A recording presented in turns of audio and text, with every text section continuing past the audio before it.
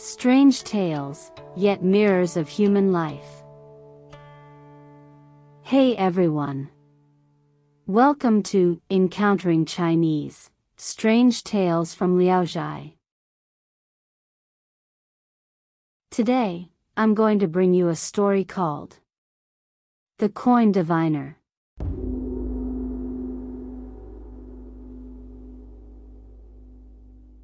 Xia Shang was a native of Hejian in Hebei province. His father, Xia Dongling, was a wealthy man with a taste for extravagance.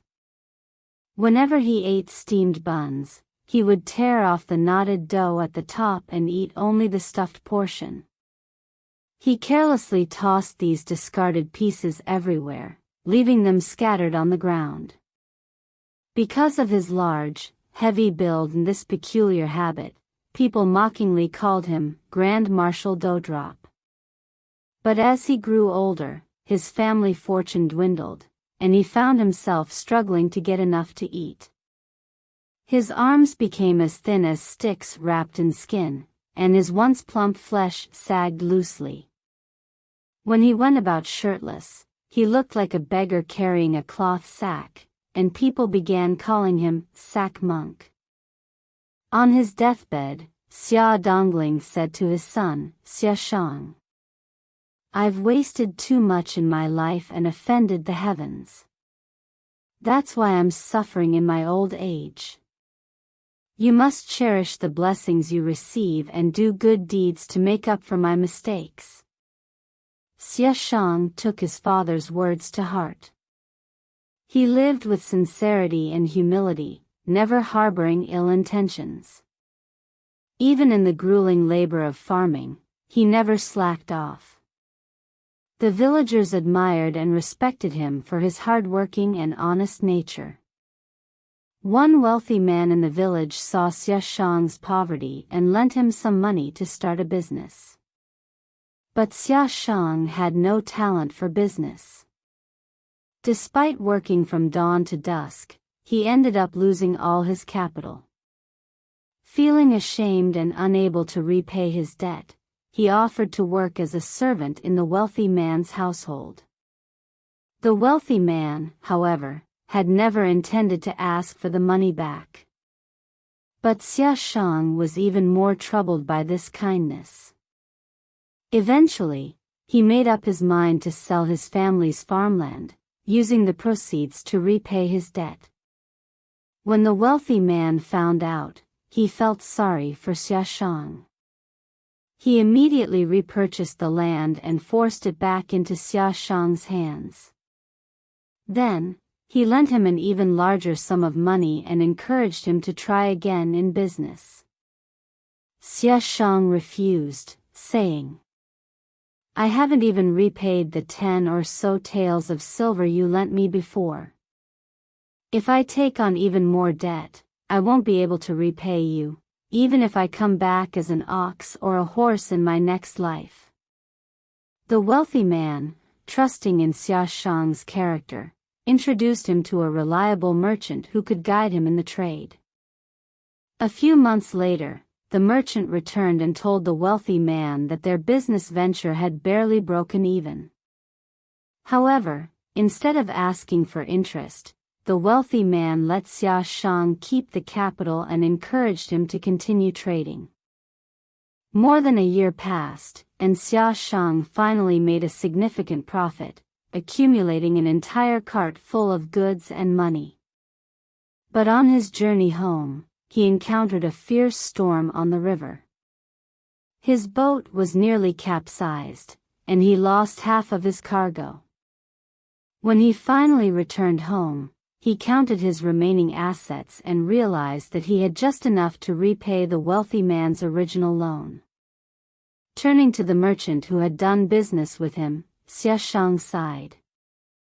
"Heaven has destined me to be poor, no one can change that. And now, even you've been dragged down because of me." Then, he handed the ledger over to the merchant and solemnly announced that he would no longer pursue a career in business. When the wealthy man heard about this, he once again urged Xia Shang to continue trading. But Xia Shang firmly refused, choosing instead to return to farming. He often lamented, "Everyone has a few good years in their life, but why am I the only one doomed to such misfortune?" One day, an old woman skilled in divination arrived from a distant land. She had the ability to predict a person's fate using coins. Xia Shang, filled with curiosity, went to see her. The old woman's home was tidy and well arranged, with a shrine in the center of the hall, the air thick with the scent of burning incense. Xia Shang entered, bowed deeply before the shrine, and the fortune teller immediately requested a fee for the reading. Xia Shang handed her 100 copper coins. She placed them inside a wooden cylinder, then knelt before the shrine and began shaking the container, much like one would when seeking a divine sign.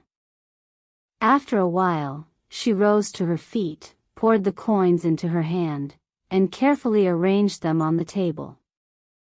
Her method seemed simple. Coins with inscriptions facing up signified misfortune, while those with the blank side up indicated good fortune. When she counted to the 58th coin, all of them showed the inscribed side. Then, the next 42 coins all landed blank side up.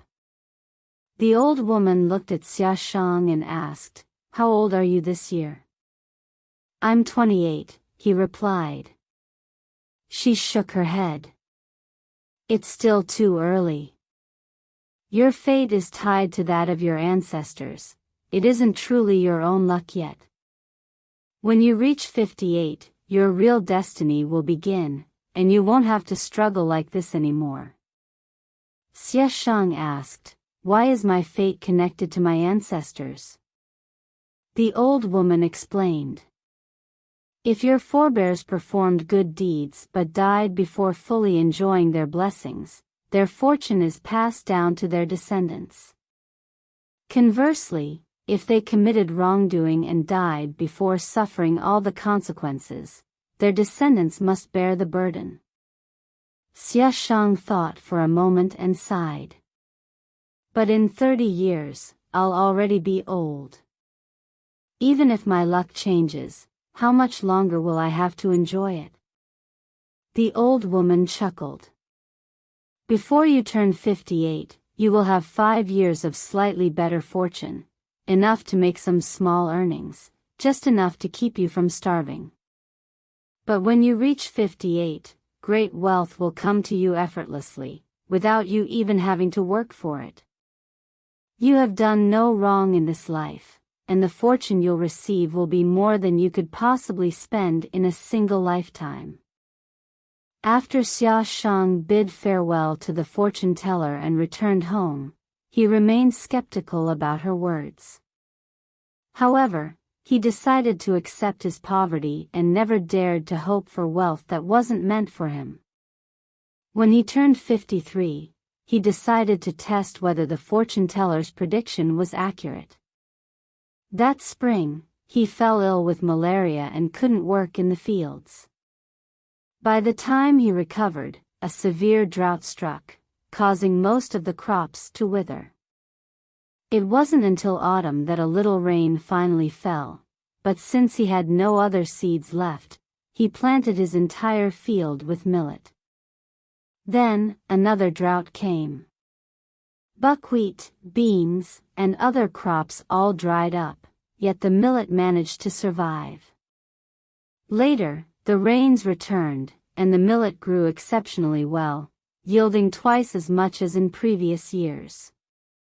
The following spring, a famine broke out, but thanks to his millet harvest, Xia Shang never went hungry. This experience made him begin to trust the fortune teller's words.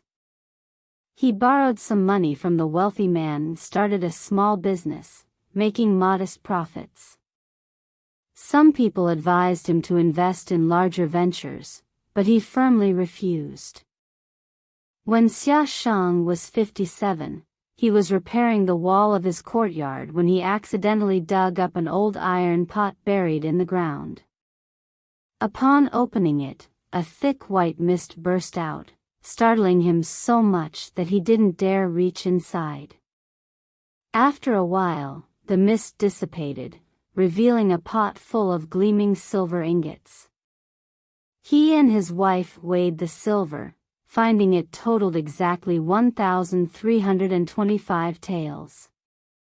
As they discussed it in private, they couldn't help but think that the fortune-teller's prediction had been somewhat inaccurate. One day, a neighbor's wife visited and accidentally caught a glimpse of the silver. When she returned home, she told her husband, who became envious. Secretly, he reported the discovery to the local magistrate, who was a corrupt official. The magistrate immediately had Xia Shang arrested and demanded the silver from him. Xia Shang's wife wanted to hide some of it, but he stopped her, saying, "If this wealth isn't truly ours, keeping it will only bring disaster." So, they handed over all the silver. Even after taking the entire sum, the magistrate still suspected Xia Shang of hiding more. He interrogated him about the container the silver was found in. Only when the magistrate placed the silver back into the original pot and saw that it fit perfectly did he believe Xia Shang and release him. Not long after, the magistrate was promoted to the position of assistant prefect in Nanchang. A year later, Xia Shang traveled to Nanchang for business and learned that the magistrate had passed away. His widow was preparing to return to her hometown and needed to sell off some belongings, including several barrels of tung oil. Seeing that the price was low, Xia Shang purchased a few barrels and took them home. Upon arrival, he noticed that one of the barrels was leaking. As he poured the oil into another container, he was astonished to find 2 silver ingots hidden inside. Curious, he checked the other barrels, only to find that each one contained silver. After weighing them all, the total amount matched exactly the silver he had previously unearthed. And just like that, Xia Shang became wealthy overnight. Despite his newfound fortune, he remained generous, frequently helping the poor and never hesitating to assist those in need.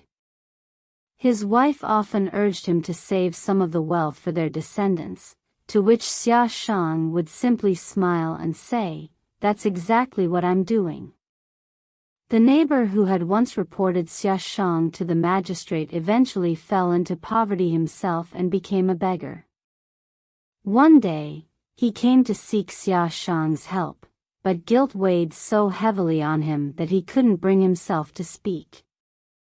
When Xia Shang learned of this, he reassured the man, saying, "What happened in the past was simply because my luck hadn't arrived yet. The spirits used your hands to ruin my good fortune. It had nothing to do with you." Without hesitation, he helped his former accuser. The neighbor was so moved that tears streamed down his face. Xia Shang lived to the age of 80. His descendants inherited his wealth, and for generations, his family prospered. Their business grew larger, and their household remained rich and thriving. At the end of the story, the author added this reflection. Even princes and nobles cannot escape disaster when they indulge in excess, how much more so for ordinary people? If you waste the blessings heaven gives you in life, you will have nothing to eat when you die. That is nothing but retribution in this very world. Luckily, the father left his son with a final lesson before he passed: treasure your blessings and do good work. The son obeyed, lived frugally, and rebuilt a household that had been poor for 70 years. If not for those parting words, the father's mistakes would have ruined the son, the son would have burdened his own children, and in the end, generation after generation would have had no choice but to beg for survival. Who knows what kind of immortal that fortune teller really was, to have revealed such a secret? Ah, it's truly baffling. Alright. That's all for today's strange tale, The Coin Diviner. If you enjoyed the video, don't forget to give it a thumbs up and subscribe. Feel free to leave your comments and share with others. See you again in the next issue.